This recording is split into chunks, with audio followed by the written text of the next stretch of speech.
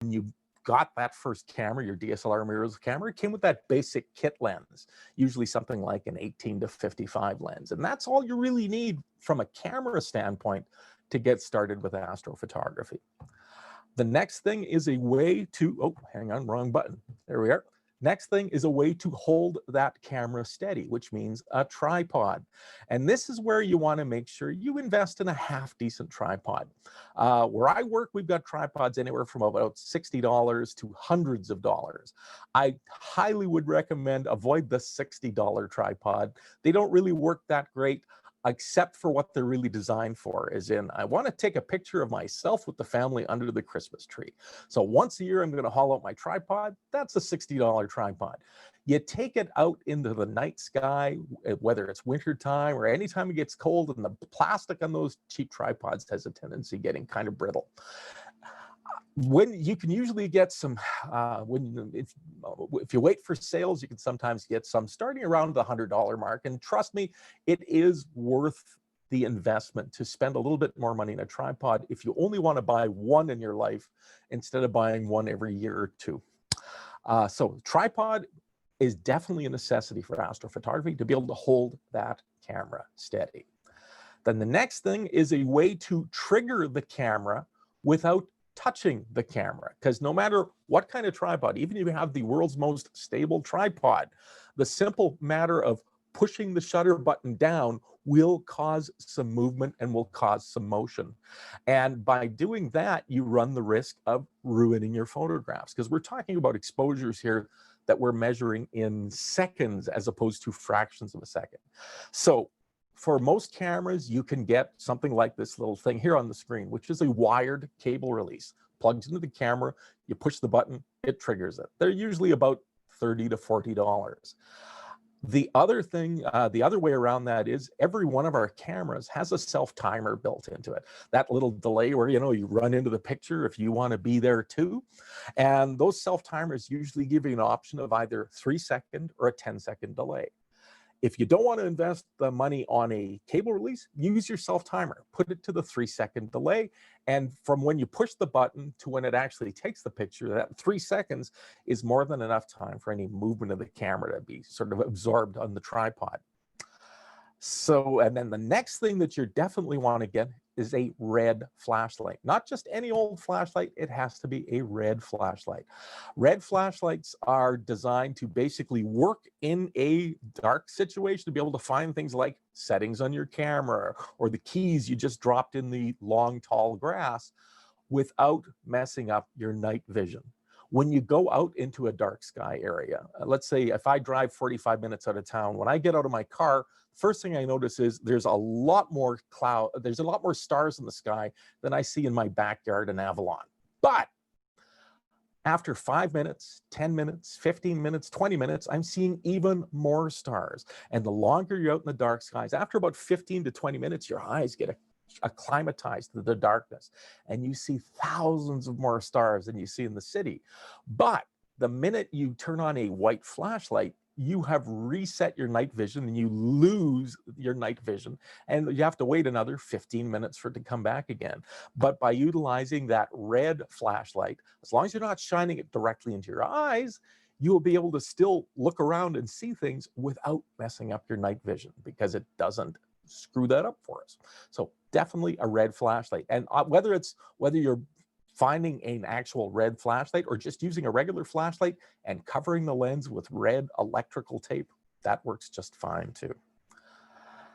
So those are your main things right there: the camera, the tripod, a way to trigger the camera without touching it, and that red flashlight. Now, if we look at optional items, things that would be nice to have, then let's look at other lenses above and beyond the kit lens. And I'll talk a little later about what those can do for you. The other thing to look at is apps. Apps that are designed for smartphones or tablets.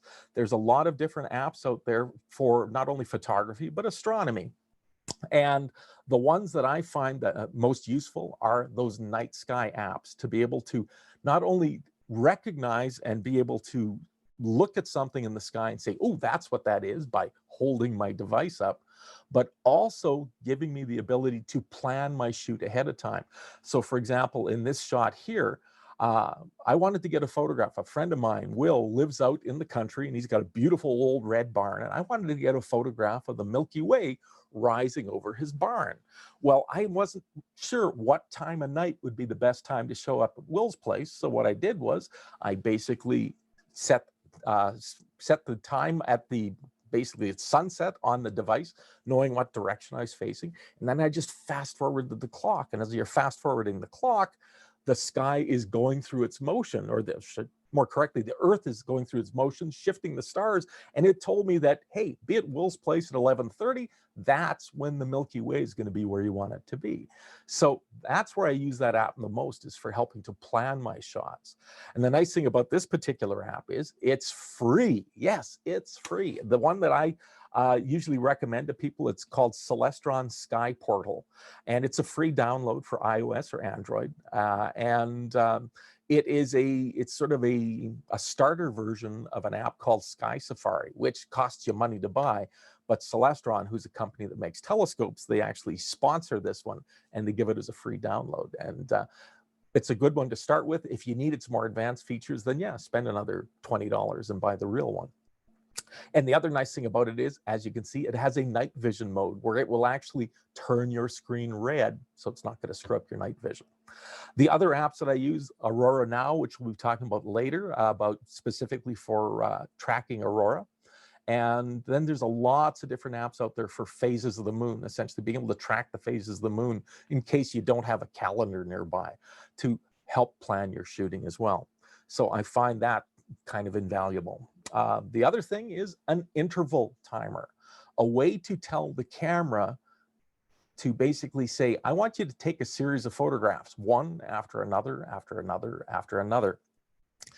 Now, when would you ever want to do that? If you're doing something like, for example, you want to photograph a time lapse showing the movement of the stars through the sky, or you want to photograph star trails, a single image which shows the movement of the stars in the sky, or if you're shooting something like a meteor shower, all of those sort of things, you need an interval timer to be able to tell the camera, I want to take a 30-second exposure, one after another, after another, after another, after an hour, another for, say, the next 90 photographs.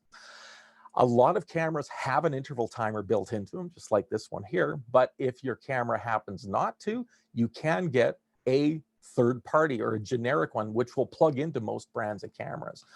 There's no one in the city, unfortunately, carries those, but you can find them online. Just literally just do a search for interval timer for whatever your camera and model number is, and you'll find lots of versions of them available out there, and they usually sell for about $35 to $40. The nice thing about them as well is they do double as a cable release. Remember that cable release I talked about in the previous slides? Costs you about 30, 40 bucks. Well, if you buy one of these, it's about 10% more, but it's an interval timer and a cable release. The next nice to have item is these little things here, these little hand warmers. And yes, I know what you're thinking. No, they're not for your hands. They're for your camera. The hand warmers and a tiny little bungee cord like this one here. It could be something like a little bungee. I'm using the wrong term. Whatever people use for tying their hair back. Okay, it's been a long time since my daughters were growing up. You could use that or something like this, which is purpose made for that. And what's the whole idea of these little hand warmers and that little bungee is to literally wrap them around your lens. And why do you want to wrap them around the lens? When you're taking pictures of the night sky, whether we're talking about winter, spring, summer, or fall, at nighttime, you can run into things like condensation, you can run into dew, you can run into frost. In the wintertime, definitely, your lenses will start to freeze over. In the summertime, they'll start getting covered with dew and moisture. And what these hand warmers do, create a very, very gentle warmth. And it's a gentle enough warmth that it's enough to keep the lens warm without actually creating radiant heat that's going to affect your photographs.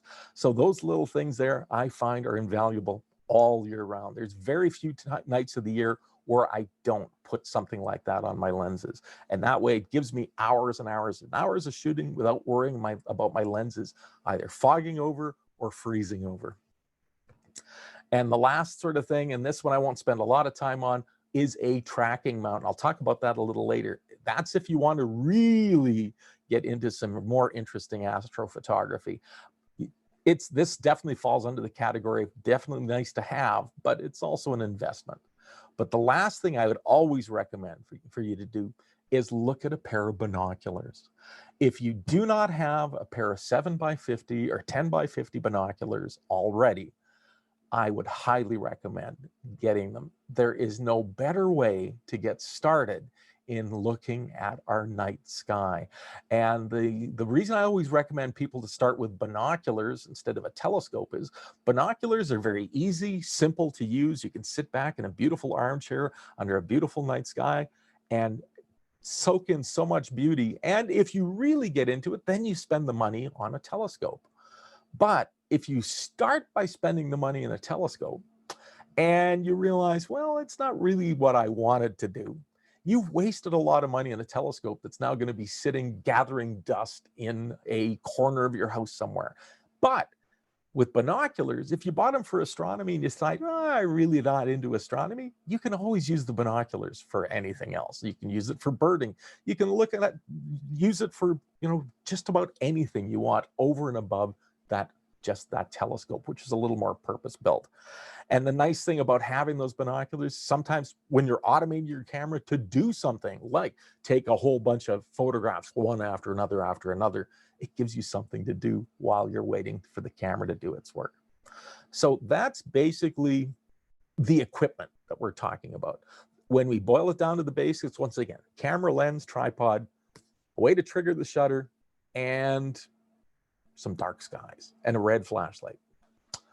So let's talk about heading off-road. When I talk about heading off-road, I'm talking about taking our cameras off of those absolutely wonderful automatic functions. Every single camera comes out of the factory preset to be totally automatic. Automatic focus, automatic exposure, automatic white balance, automatic ISO. Everything is automatic out of the factory. Because of course, when you spend hundreds or thousands of dollars in a camera, the manufacturers want to make sure you're going to start getting good pictures right from the get-go and not regret buying this camera. Well, that works great in a normal daylight situation. But the minute we are talking about taking pictures of the night sky, you definitely are not going to be using any of those automatic functions. Astrophotography needs you to be in control. So the first control we're talking about is controlling our exposure. We're going to take the camera off that P for program and go to M for manual, which means we're now controlling our shutter speed. We're controlling our aperture. The shutter speed's controlling how much light's actually hitting the sensor. The aperture is controlling how much light's coming through the lens. And when we're talking about manual exposure, we're talking about very long shutter speeds and the fastest aperture that your lens can practically give you. So in this example here, that's showing a shutter speed of 30 seconds at f2.8. This is pretty much my go-to exposure for most of my astrophotography, specifically if I'm shooting things like the stars. So by having that manual control over the exposure, we can hold the shutter open much longer than the camera normally would in automatic and be able to capture those night skies. Now, the next manual control we have to worry about is focus. We have to turn off that autofocus. By leaving the camera on autofocus, it's not going to work. Autofocus systems require contrast, a light and dark to be able to focus on. And if you point an autofocus camera to a night sky, what happens? Your lens goes in and out, in and out, in and out, trying to find focus. It's trying to find that contrast. And the stars are not bright enough to give it that contrast. So yes, you're definitely going to be going to manual focus, and you're basically going to infinity. So you're finding your sharpest focus at infinity, so that basically anything from about 30 feet and beyond will be in focus. The next manual control is ISO. We need to manually control our ISO. And same thing, out of the gate, it's always automatic. Now, when we're talking about astrophotography, we're going to be going to those much higher ISOs than we're normally used to. General rule of thumb for most of the stuff I'm talking about today, 3200 is sort of your base ISO. And a lot of people say, well, 3200, that's pretty high. Like, wow, aren't your photographs grainy? Well, to give you an idea, myself, I shoot with a mirrorless camera. Most of my cameras are older models that are 16 megapixels, so they're not as high a resolution as the cameras of today. And they've got what are known as crop sensors. So they're smaller sensor than what 35 millimeter film was. But what kind of images can you get on a smaller sensor at 1600 or 3200 ISO?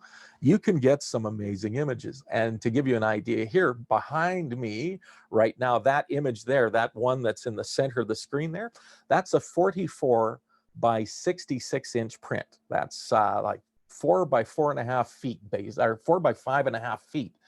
And that's taken with a 16 megapixel camera with a crop sensor. And in that case, that's a 5-minute exposure on a tracking mount. The images that you see to the left of that one, those are 20 by 30 inch prints. And those were taken as single images, tripod mounted, and taken at 3200 ISO. So yes, you can get big prints with high ISOs. It's not, do not be afraid of going to those higher ISOs, and they will give you definitely the results you're looking for, unless you got a very, very, very old camera, where we're talking like one of the early generation digital cameras. The next manual control we're talking about is a feature that some cameras have, but not all do, a feature called long exposure noise reduction. Now, if you're just taking one picture and then say take a shot here, take a shot there, you're taking them at, several minute intervals, that sort of stuff, you can leave long exposure noise reduction on. But however, if you are taking a series of photographs, for example, want to do a time lapse, or you want to photograph star trails, or you're photographing a meteor shower where you need to take one frame after another, after another, after another, you need to turn off long exposure noise reduction. And why you need to turn it off is the way it works is if I take a 30-second exposure, as soon as that exposure is done, the camera then runs electricity through the sensor one more time for another 30 seconds before it'll let me take another photograph, because it's trying to soften out some of the sort of digital noise that can occur in a long exposure. Now, if I want to shoot image after image after image, and it's taking them 30 seconds apart, I'm not going to get the image that I want. So that's why you want to be able to turn that feature off on your camera. As I'm saying, if you're just taking a single frame, leave it on. You will get a slightly better picture. But if you want to shoot frame after frame after frame in succession, you need to turn this feature off. You'll also double your battery life too for the night, because you're not using as much battery power. Then the last feature that you're going to turn off is any sort of image stabilization. A lot of cameras these days have either image stabilization in the body or on the lenses. And it's designed to help soften out camera shake when you're hand holding a lens. If I'm hand holding a lens and I'm moving a little bit like this, image stabilization helps to soften that out. But if I'm on a tripod, I'm not moving anywhere. And we don't need that feature turned on, because if you leave that feature turned on when you're mounted on a tripod, you will actually denigrate the quality of your images. Your images will not be as sharp than if you had it off. And why? I know it sounds counterintuitive. The way image stabilization works is it either shifts the image sensor or it shifts an element in the lens to help soften out that camera shake. And when I'm holding a camera and moving it, yeah, it's basically doing its job. But if I'm rock solid in the tripod and I'm not going anywhere, what it's doing is it's ever so slightly shivering. It's waiting for something to do. It's waiting to spring into action. And if it's got nothing to do, it's shaking that sensor or shaking that lens ever so slightly, and it's affecting the sharpness of my photograph. And consequently, it's also using more battery power. So when you're doing astrophotography, turn off that image stabilization. So that's the off-road part. Now, the last thing I want to talk about is file formats. Our cameras all come out of the factory as well, being able to shoot in a JPEG format, where it's taking a JPEG file. Yeah, and most cameras will also give you the option, do you want JPEG or do you want RAW files? JPEG files are great for most normal day-to-day things because the camera is doing all the work for you. When you're shooting a JPEG, the camera is determining the white balance, it's determining exposure, it's determining a whole bunch of things under JPEG, but it's locking those settings into that image. It's throwing out a lot of information. Now, when we're talking about night sky shooting is not normal shooting. So when we're doing astrophotography, we actually need more information than a JPEG is going to give us. And that's why I always say use RAW files. Now, the advantage of a JPEG is your files are definitely more compressed, so you're not using up as much memory card space, you're getting more images on your card.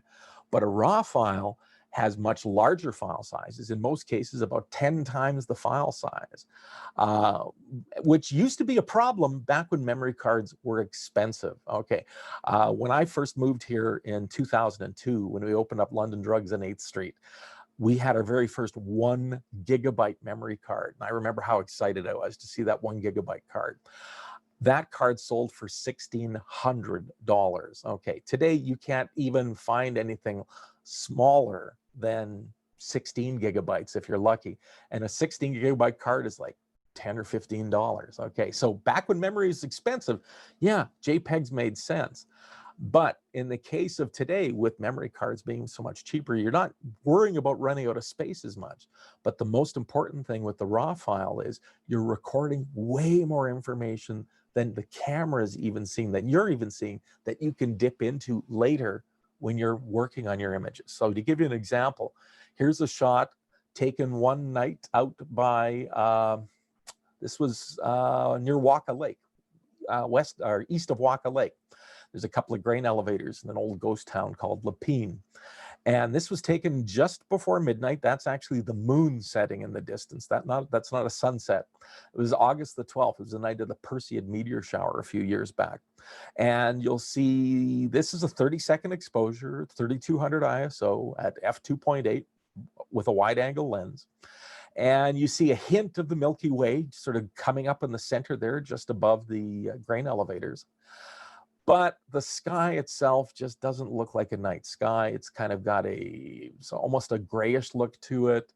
The clouds have not got a lot of definition. Even the foreground where the crops are, that's a field of canola, and it just sort of looks kind of black and not that interesting.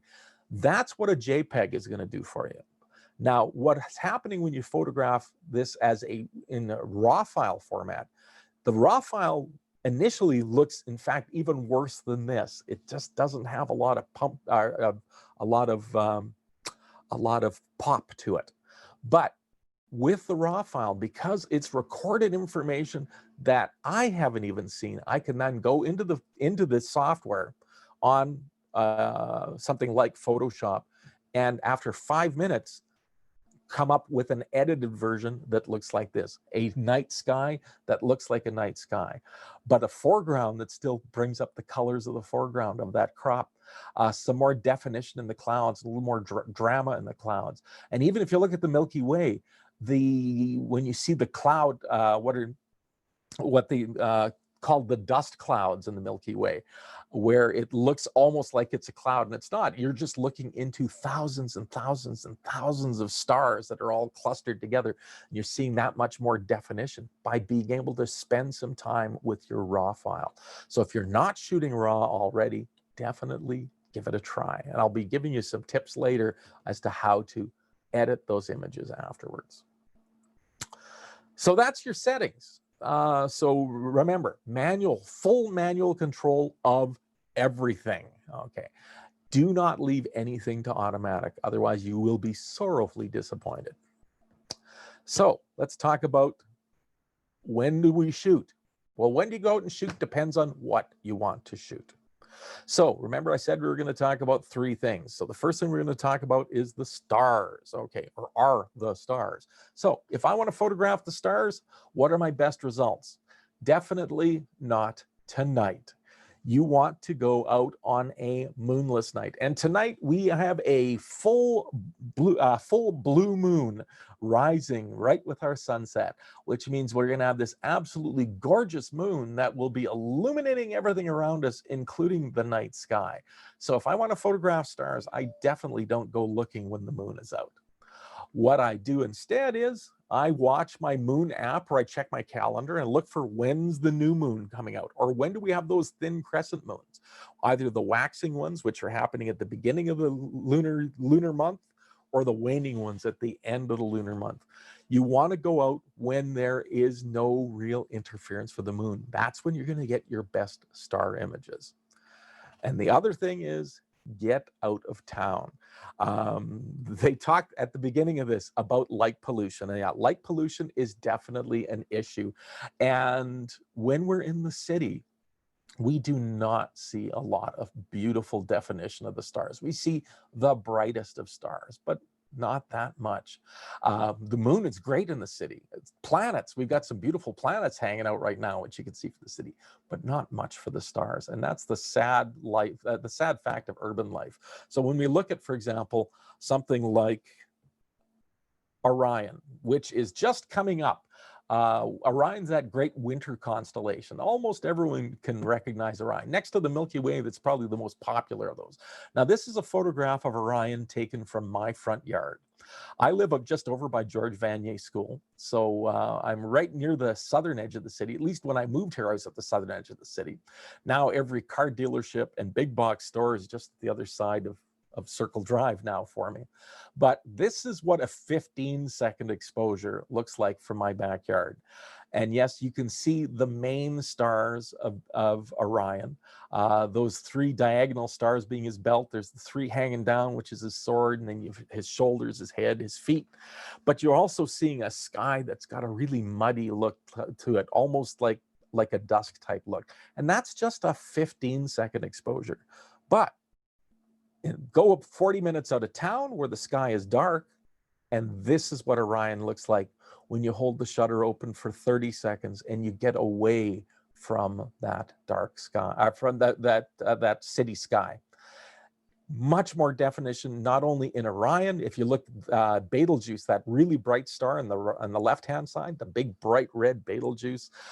You look at the three stars, the diagonal stars of his belt, and the three that are hanging down as his sword. And in fact, if you look at from the three hanging down on the sword just above the tree line, one of them doesn't even look like a star at all. It's not. It's this really bright pinkish purple nebula called the Orion Nebula. You're seeing all of that, and you're seeing all those really fine and small stars just by getting out away from town. And in this case, a 40-minute drive out of Saskatoon.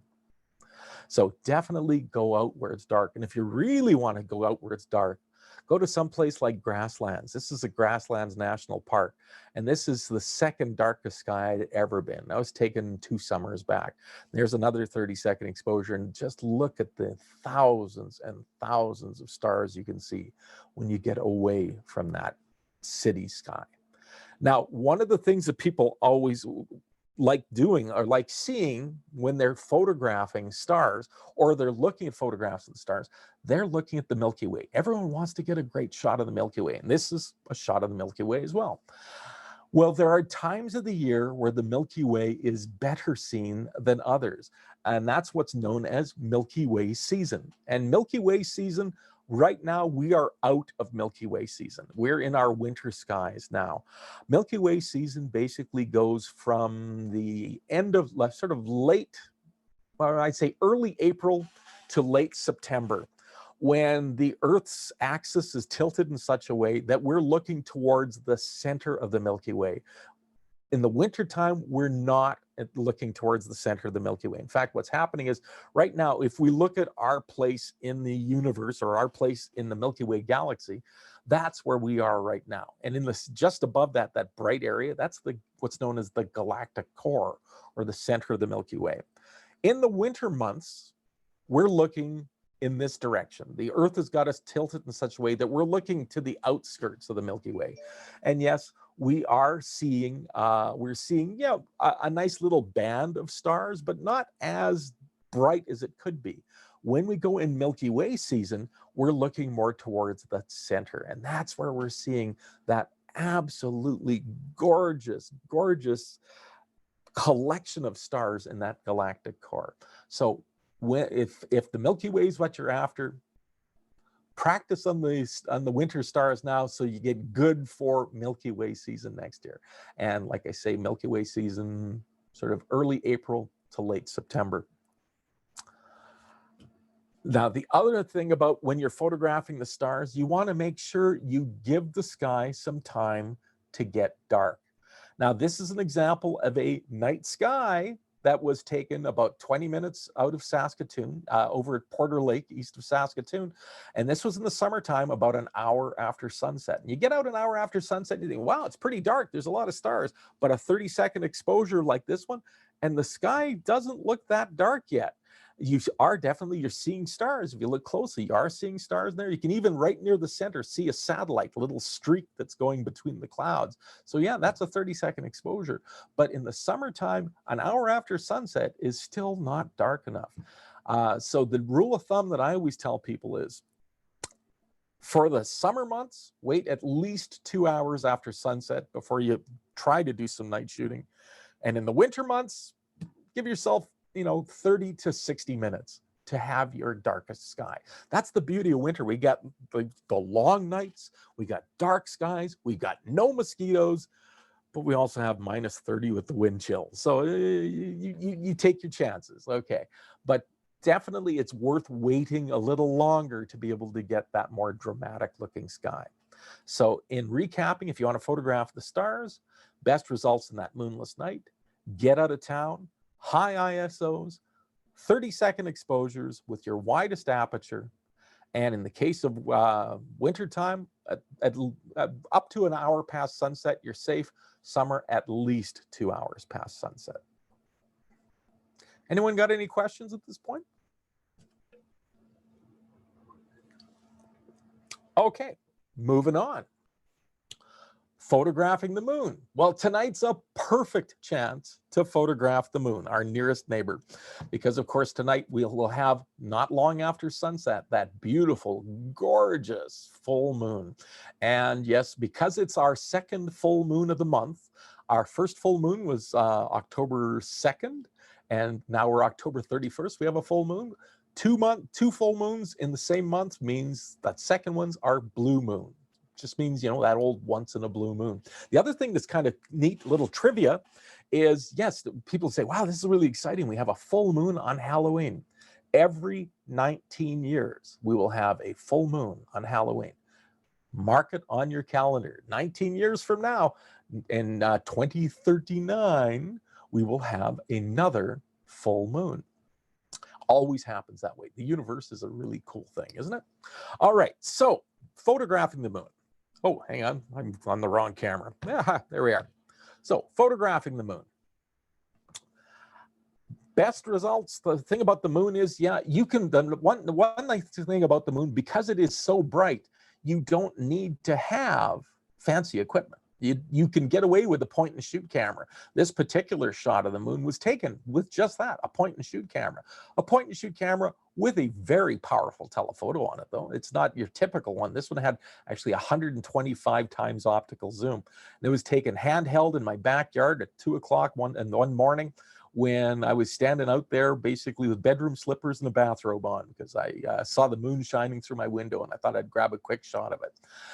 You can photograph the full moon with a smartphone held up to a pair of binoculars. You can do lots of different things with the moon. But the thing about the moon is, I have a tendency of liking to see the moon more in connection to the world around it. although technically this is a nice photograph of the moon, to me it's not what I like in a moon photograph.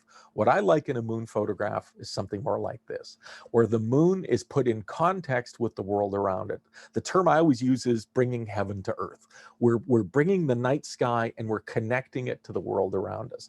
So that means basically trying to time it when the moon is lower than the horizon, as well when it's either before sunset, I'm sorry, after sunset or before sunrise, when you still have that ambient lighting in the foreground. Now, this is an example of a full moon rising not long after sunset, one of those full super moons that happened a few Septembers ago, which was also at that point going into an eclipse. And you might notice on the left-hand side of the moon, it's a little dimmer than the other side. That's not caused by clouds. That's because it's actually a total lunar eclipse was starting that night. So we had a super moon and we had a blood moon at the same time. But when you're looking at that moon close to the horizon, doesn't necessarily mean it's always going to be a full moon too. Like here's an example that I took just on the north end of Blackstrap Lake one winter morning when it was about 45 minutes before sunrise. We had that very, very thin crescent moon that was just rising before sunrise.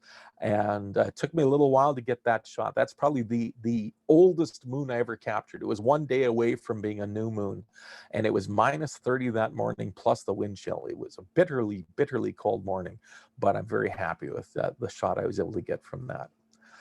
The other thing to look at when you're photographing the moon, especially around that after sunset or before sunrise, is capturing a phenomenon known as earthshine. And this shot of the moon was actually taken a few days before the last shot I showed you. So the moon itself wasn't quite as thin a crescent, but if you'll notice, on the left, the lower left side of that moon, it's really, really bright, which to the naked eye was all I saw with the naked eye, was that very, very thin line of a crescent.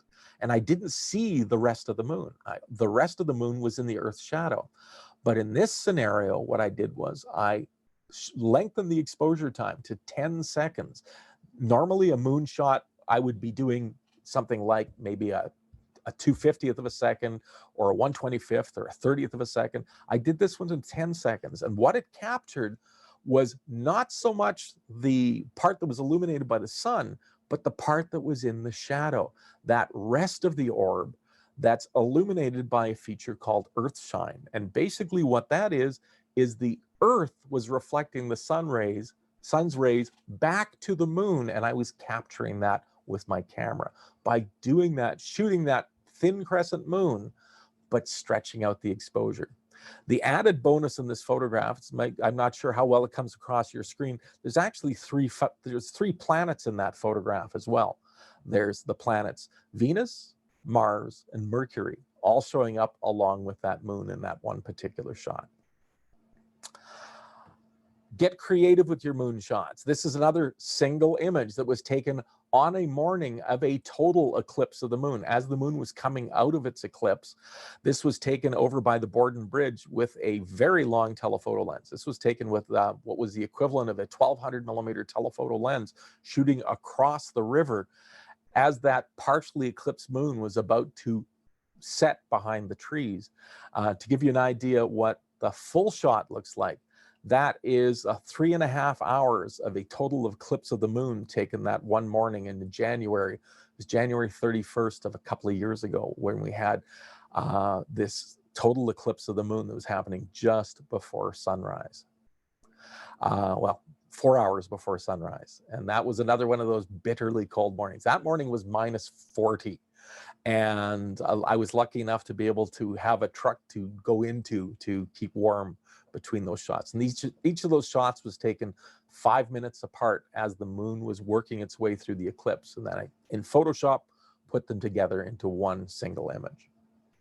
So if we're photographing the moon, we don't necessarily have to go to our highest ISOs.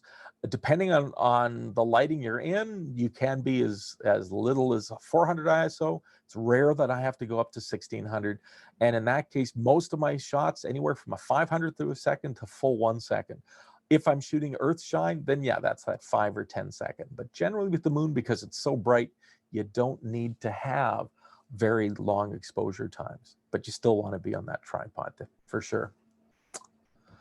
And the last thing is photographing aurora, or photographing the northern lights. And the northern lights is probably the most elusive of things to capture, but by far the most satisfying to capture once you get there.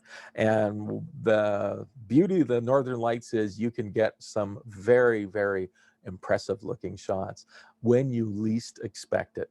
The thing about aurora is it is not a predictable thing. There are ways of predicting sometimes when it's more likely to occur, and I'll talk about that in a minute. But I've also been out on nights, for example, this night here, which was taken north of Humboldt.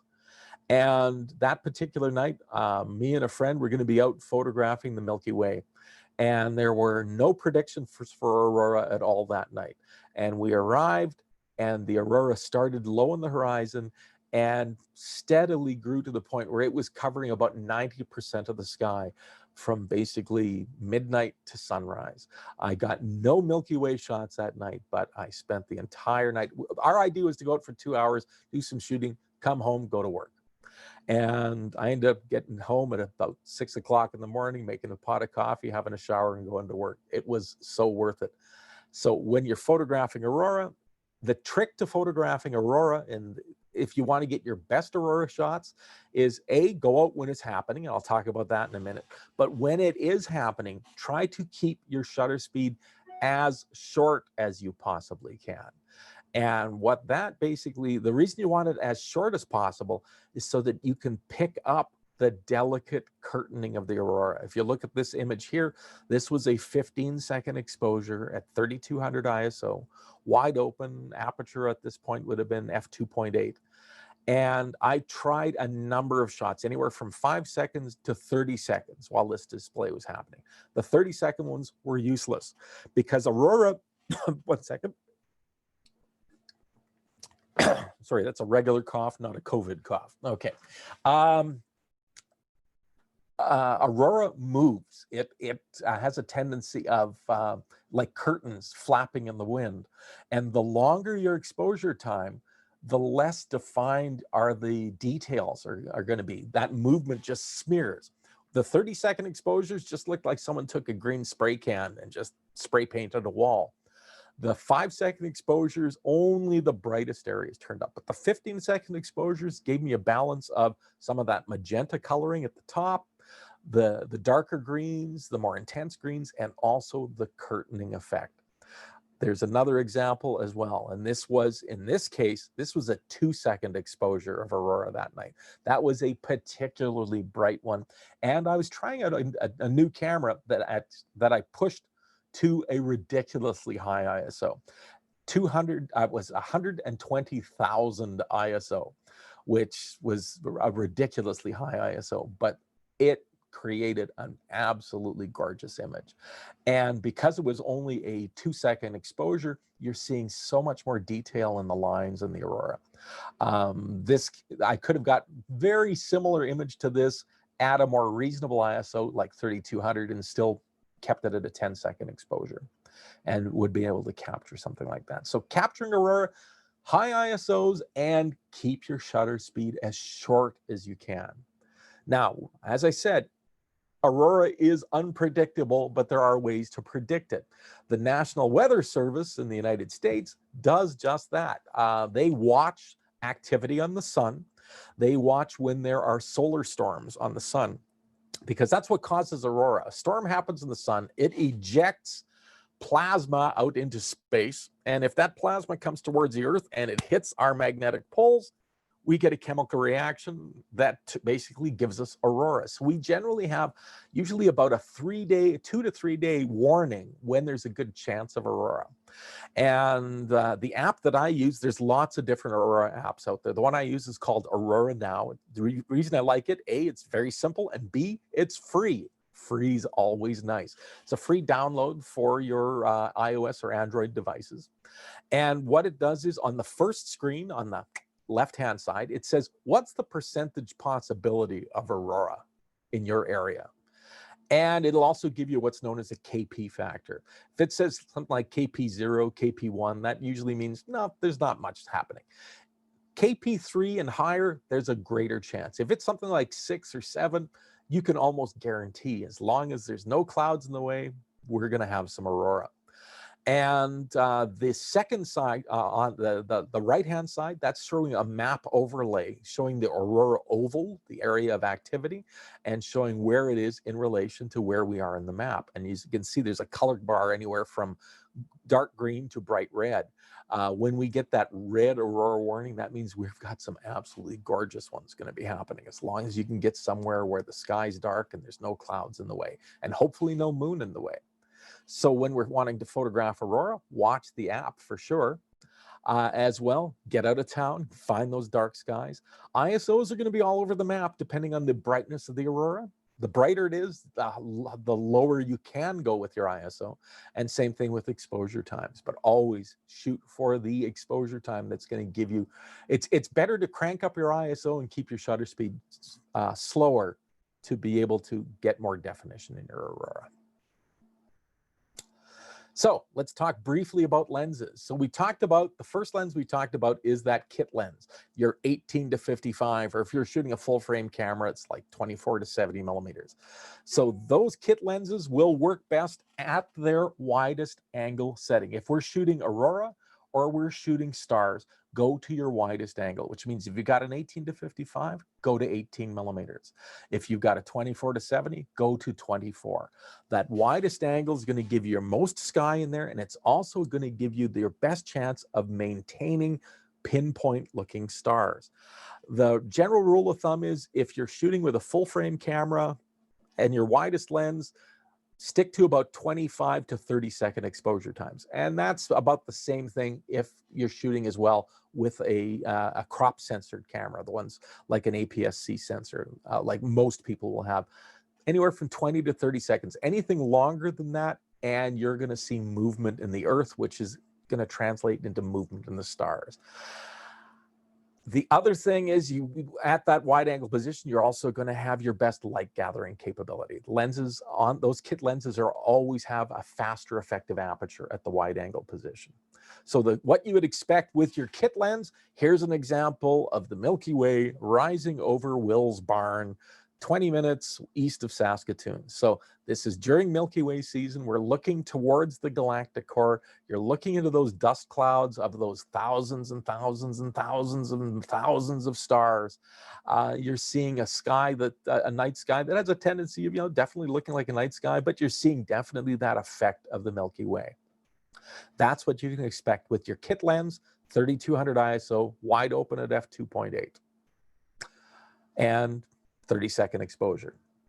Now, the next lens to look at is the ultra-wide lens, the lens that's wider than your kit lens. So that means if you're shooting, this example here, that's a 12 millimeter lens that I put on my crop sensor camera. If you had something like a full frame camera, that's going to be about an 18 millimeter lens. Now, the advantage of that, the wider field of view will give you those longer exposure times, 30-second exposures, and still have stars that look like stars. And most of these lenses are what are known as prime lenses. They're not zoom lenses. So they usually have a faster aperture, more light gathering capability. For example, that one there is an f2 lens. So it gives me twice as much light gathering capability than my kit lens does. And what does that extra light gathering capability give you? Gives you that, gives you a Milky Way with much more intensity in those fainter stars. As well, if you look at the barn and see there's more light on the barn itself, you're seeing the color of the barn coming. And all the yard lights were turned out. The only thing that was illuminating that barn were the lights from Saskatoon 20 minutes away. So when they talk about light pollution, yeah, even 20 minutes out of town, there's some light pollution. But in this case, it helped the picture ever so slightly. But yes, by having that ultra wide angle lens, I've got more sky. And because it's a faster lens with a faster aperture, I get more definition in my Milky Way. Now, the other lens that people always ask about, well, what about a fisheye lens? Okay, fisheye lenses, yeah, they can have their places, okay?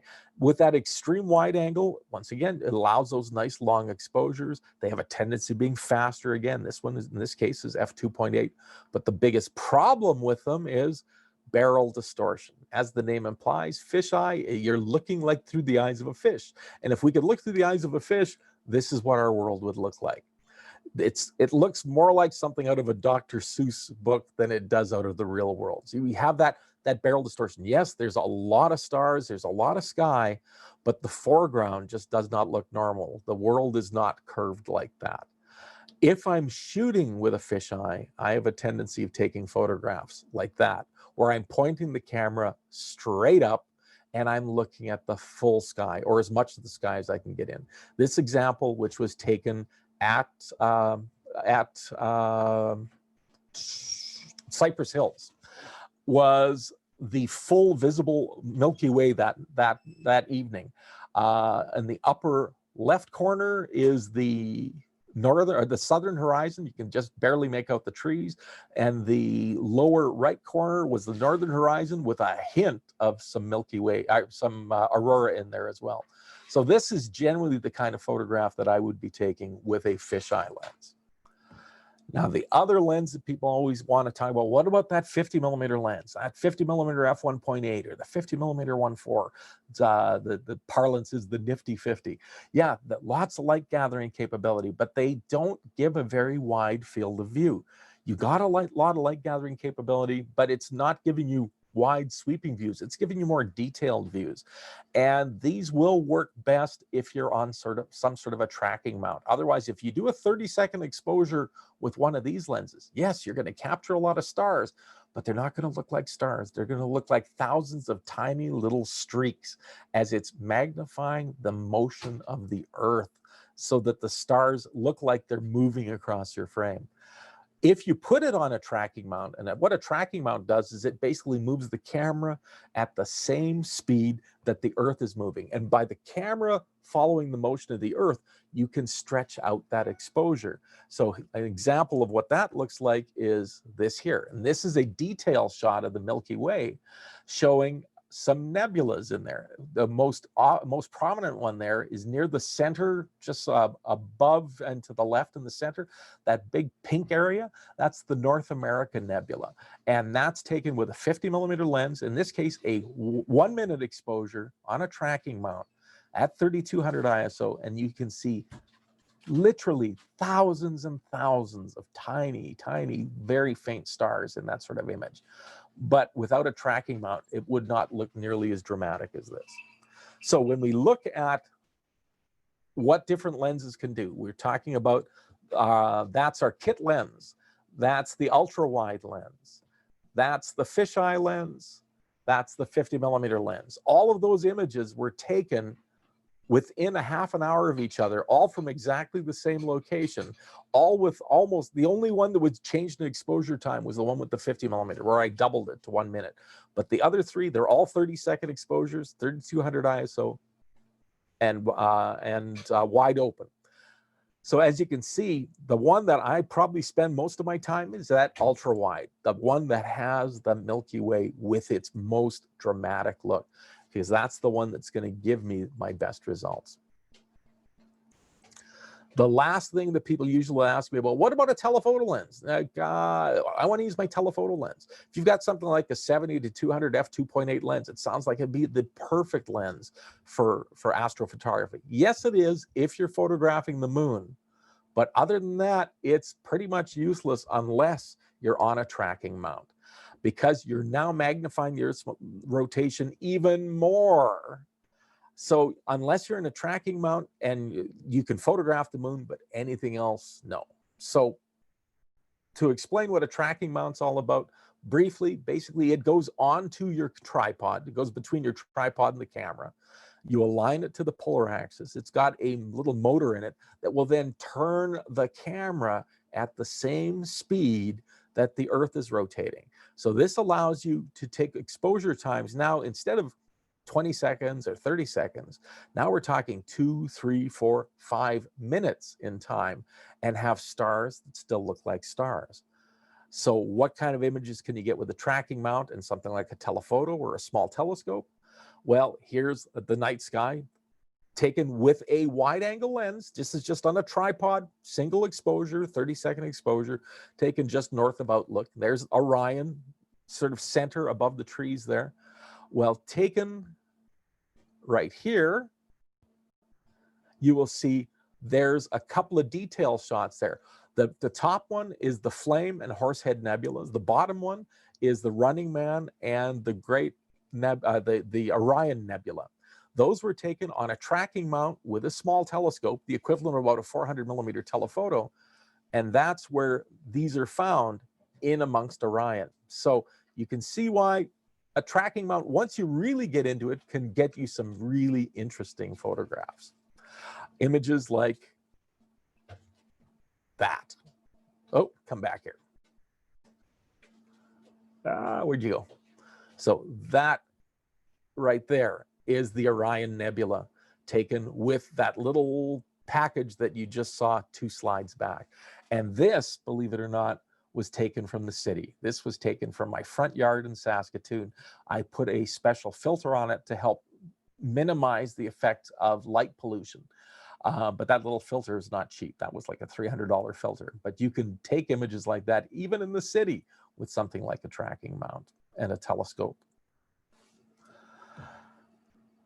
So let's talk about advanced techniques. I just want to touch on a couple of things. The first one is light painting. Remember I said you don't want to go out with a white flashlight? Well, here's what I'll tell you. Yes, go out with a white flashlight. This photograph taken of some northern lights one night. I wanted to also bring in a little definition in the foreground on that grain elevator. So during the exposure for about 5 seconds, I'm about 200 feet away. I flashed it on painted the elevator with the flashlight just ever so slightly for about 10 seconds to be able to add some detail to it. This shot here taken just near Carmel.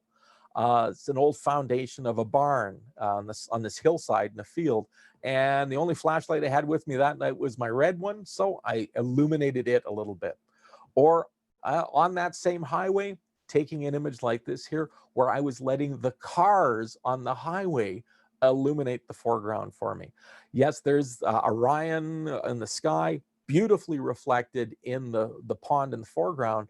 But when there were no cars around, that field in the middle was just basically a black blob. But I waited until a car came by, and during the 30 seconds, I was able to capture that illumination of the foreground just by the lights of the car.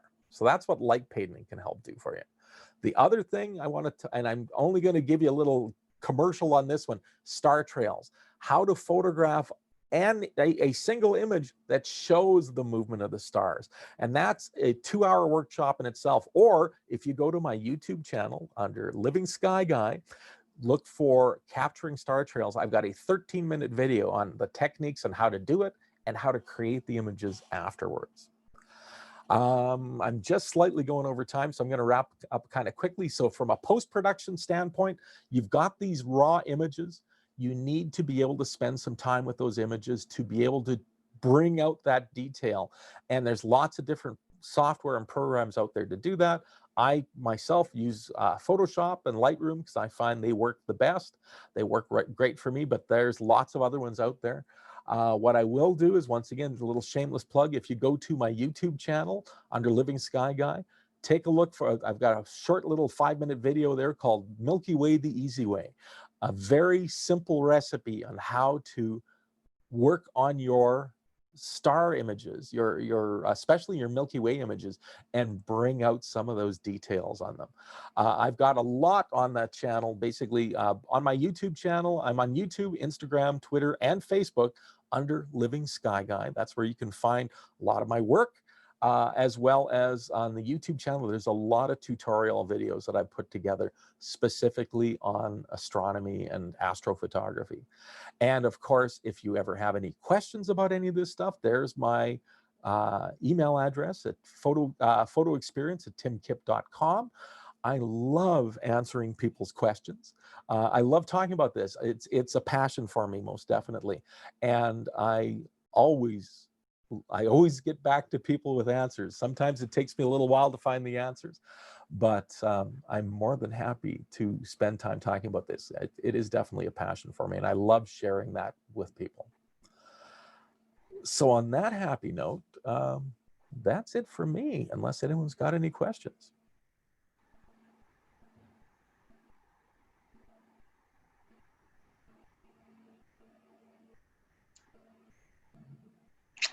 Well, that was awesome, Tim. You've really explained how the night truly is an extraordinary time. I know for myself, I'm very excited to get to see this full moon tonight, this once in 19 years full moon. And some of the things that I found very interesting today as a bit of a newbie on my end is that I now have some ideas and some skills, and I hope other folks today were able to gain some new ways that they can look at the sky and capture some cosmic pictures. So definitely hoping that I can do that today as well. And I suggest folks go out and try and see if they can do that as well. But thanks for being here and sharing us your insight and your expertise. We really appreciate it. And everyone else for being here, for your support. We want to let you know that this is our last event in our Dark Skies events happening in October, and Meewasin wants to thank everyone for supporting us. If you'd like, in order for us to put more of these awesome events on and continue to do the work that we do, you can head to meewasin.com and donate so that we can continue to offer awesome workshops like this and have people like Tim come out and share their knowledge, and also sign up for our newsletter to find out what other cool things we'll be offering. So, but most of all, thanks to the Saskatoon Nature Society and celebrating our dark skies. And thanks again, Tim, for giving us your knowledge today. My pleasure. And just the other thing, by following me on social media, you'll know when I've got events happening. I'm awesome. hoping to be able to start getting together with people again. But definitely watch for that, any updates on that. That's great. I know I definitely felt like I wanted to be out there with you, stumbling across those aurora lights when they're not supposed to be there. What a beautiful time to be out, and I think it goes to show the awe, or just stumbling upon that with the night sky, how it can reveal things to you don't expect. Mm-hmm.